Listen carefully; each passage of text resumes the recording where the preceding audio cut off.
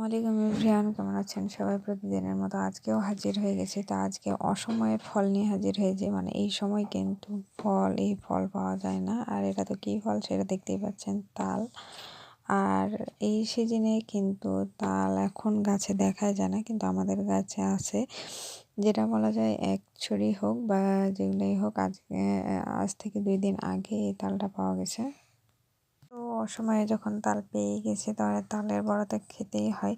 তো যাক, তালটাও আমার দেখতে পাচ্ছেন খুব সুন্দর হয়ে পেকে গেছে। তো আমি অফ ক্যামেরায় কিন্তু তালটা ঘষে নিয়েছি। আর ঘষে নেওয়ার পর এই যে আমার তালের পাম যেটা, মানে তালের রস যেটা বের হয় সেটা। তো আসলে আমি অল্প একটু করছি। তো রোজা রমজানের দিন, আর এই রোজা রমজানের দিন কিন্তু খুব একটা খাওয়া হয় না। মানে কেউ বেশি বানালে হয়তো খেতে পারে না। তো এখানে আমি চালের আটা নিয়েছি, আর ওখানে গরম পানি, এখানে চিনি। তো যাক, আমি এখানে বড়াগুলো বানিয়ে নিব। তার জন্য আমি এখানে হাঁড়ি নিয়েছি, আর হাঁড়িতেই আমি আমার তালের আটাটা মেখে নিব। তো আজকে তালটা কিন্তু হাত দিয়ে মাখাবো, পরে আমি চুলা দিয়ে কিন্তু আটা দিয়ে আমি করে নিব। এর জন্য আমি চিনি দিয়ে আমি তালটা গরম করে নিব, সাথে আমার গরম পানিটা দিয়ে দেবো, আর এই নারকেলটা দিয়ে আমি নেড়ে নিব কিন্তু।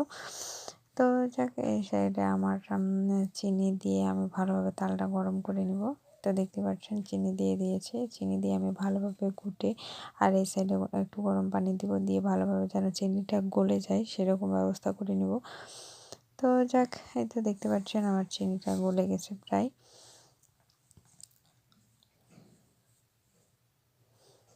তো এখানে আমি দিয়ে দেবো আটা। আমার এটা ভিজা চালের আটা। তো ভিজা চালের আটা শুকিয়ে আমি এভাবে কৌটাতে করে রেখেছিলাম।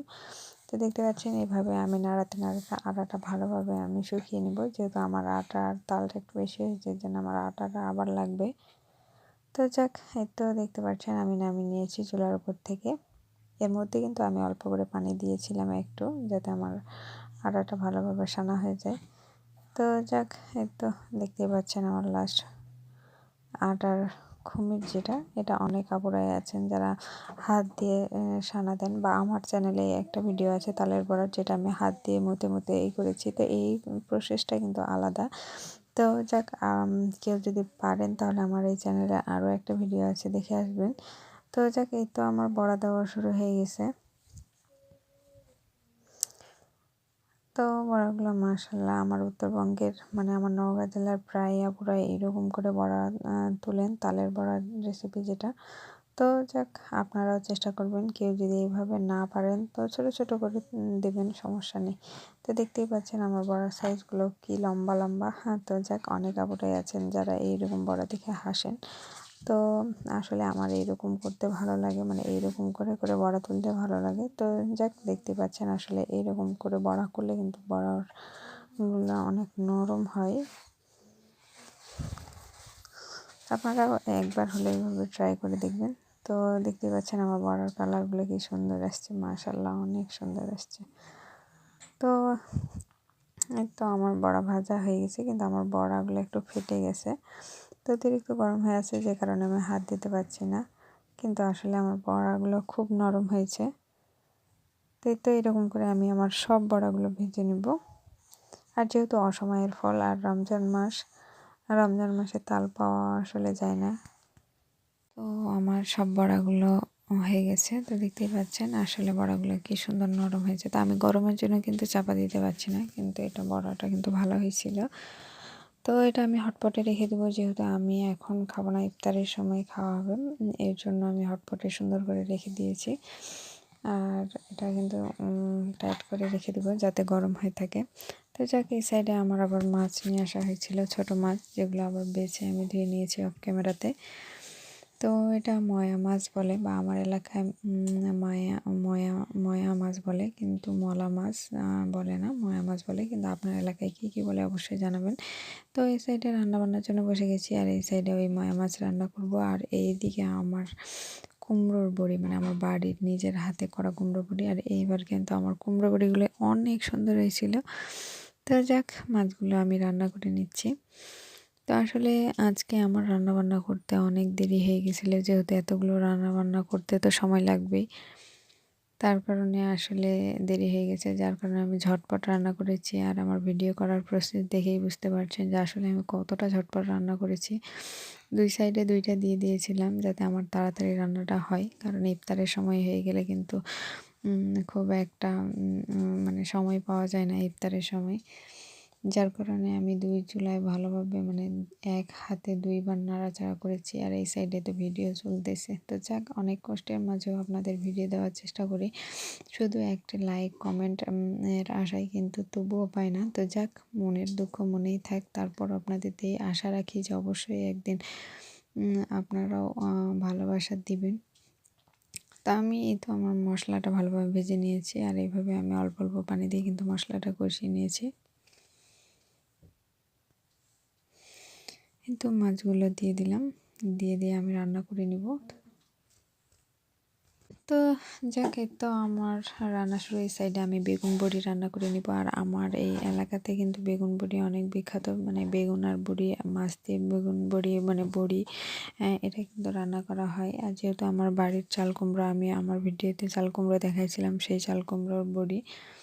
তো মাশাল্লাহ অনেক সুন্দর হয়েছিল। তো এই সাইডে আমি বেগুন বড়ি রান্না করে নেব। এর জন্য পেঁয়াজ ভেজে নিয়েছি এবং আদা, জিরা, লবণ সব একসাথে মশলা দিয়ে দিব। তো এই তো আমার মশলাটাকে ভালোভাবে আমি কষিয়ে নেব। কষিয়ে নেওয়ার জন্য দিয়ে দিচ্ছি 1 চা চামচ হলুদ গুঁড়ো এবং 1 চা চামচ মরিচ গুঁড়ো। তো এই সাইডে আমার মশলাটা কষানো হয়ে গেলে আমি পানি ঢেলে দিব, আর সাথে আমার বড়িগুলো, আর বড়িগুলো ফুটে আসলে আমি আমার বেগুনগুলো দিব। কারণ আগে বেগুন দিলে কিন্তু বেগুনের কালারটা অন্যরকম হয়ে যায়, সিদ্ধ হয় না। তো যাক, আমার পানিটা ফুটে আসার পরেই কিন্তু আমি বেগুনটা দিব। এর মধ্যে আপনাদের বলে রাখি, যারা আমার চ্যানেলের নতুন তারা অবশ্যই আমার চ্যানেলটি সাবস্ক্রাইব করে দিবেন। আর যারা পুরাতন তারা অবশ্যই লাইক এবং কমেন্ট করে আমার ভিডিওটি কেমন হয়েছে অবশ্যই জানাবেন। তো আশা রাখছি প্রত্যেক দিনের যেহেতু কষ্ট করা ভিডিও অবশ্যই ভালো হবে।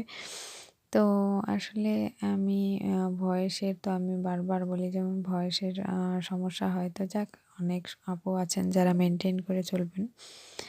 তো যাক, হয়তো বা ক্ষমার দৃষ্টিতেও দেখবেন।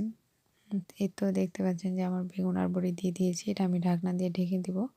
ঢেকে দিয়ে অল্প অল্প আঁচ দিয়ে সিদ্ধ করে নেব। তো এই সাইডে আমি আমার বেগুন বড়িও হয়ে গেছে, আর এই সাইডে মাছ। তো 2টা তরকারি আমার 2 সাইডে হয়ে গেছে। আর এই সাইডে পাটের শাক আছে, ভাত রান্না করব। তো এই তো আমার মাছের লাস্ট লুক, যেটা মাশাআল্লাহ অনেক সুন্দর হয়েছে দেখতে। তো যাক, আপনারাও এভাবে ট্রাই করে দেখবেন। এর মধ্যে আমি আবার পোলার জন্য, পোলা না, আমার ভুজনা, যেটা ইফতারের জন্য ভুজনা খাওয়ার কথা, এই জন্য রাইস কুকারে ভুজনাটা তাড়াতাড়ি করে তুলে দিব। তো ভুজনার জন্য এখানে আমি পেঁয়াজ এবং কাঁচামরিচ নিয়ে নিয়েছি। এর মধ্যে আপনার ভাইয়া একটা তরমুজ নিয়ে আসছে, যে তরমুজটা ইফতারের জন্য কাটা হবে। তো মাশাআল্লাহ ভালোই বড় ছিল। তো এই সাইডে ভুজনার জন্য আমি আমার চালটা নিয়ে নিয়েছি, আর তেল দিয়ে আমি সুন্দর করে ভুজনাটা ভেজে কিন্তু আমি রাইস কুকারে চড়িয়ে দেবো। এর জন্য আমি 2টা কিশমিশ দিব। আর আমার ওই যে আগের ভিডিওতে দেখালাম যে বাবার বাড়ির থেকে বুট নিয়ে আসছি, সেই বুটগুলো দিয়ে দিব। সাথে আবার আমার রান্না করা কিছু বুট, মানে ছোলা বুট গুলো যেগুলো রান্না করেছি সেগুলোও দিয়ে দিব। দিয়ে ভালোভাবে আমি কিন্তু রান্না করে নিব। তা আসলে রাইস কুকারে রান্না করতে কিন্তু খুব ভালো লাগে, যেহেতু আমায় আর অন্যদিকে মানে খড়ি দিয়ে ঠেলাঠেলি কিছুই করা লাগে না, অটোমেটিকই হয়ে যায়। তো যাক, এই তো আমার ভাজাভুজি হয়ে গেছে। তো ইফতারের আমি ভিডিওটা বেশিক্ষণ নিতে পারিনি, কারণ মানে আজান এমন সময় পড়ছিল যে সময় আসলে ভিডিও করাটাও যাচ্ছিল না। তো যাক, তারপরে অল্প একটু আপনাদের দেখালাম। তো এই সাইডে আমার ভুজনাগুলো হয়ে গেছে। তো ভালো থাকবেন সবাই, আর বেশি কথা বাড়াবো না, কারণ বেশি কথা বাড়ালে কিন্তু অনেক বড় হয়ে যাবে ভিডিওটা। তো এই তো আমার ভুজনার লাস্ট লোকেশন, মানে লাস্ট কালার। তো ভালো থাকবেন সবাই, আল্লাহ হাফেজ।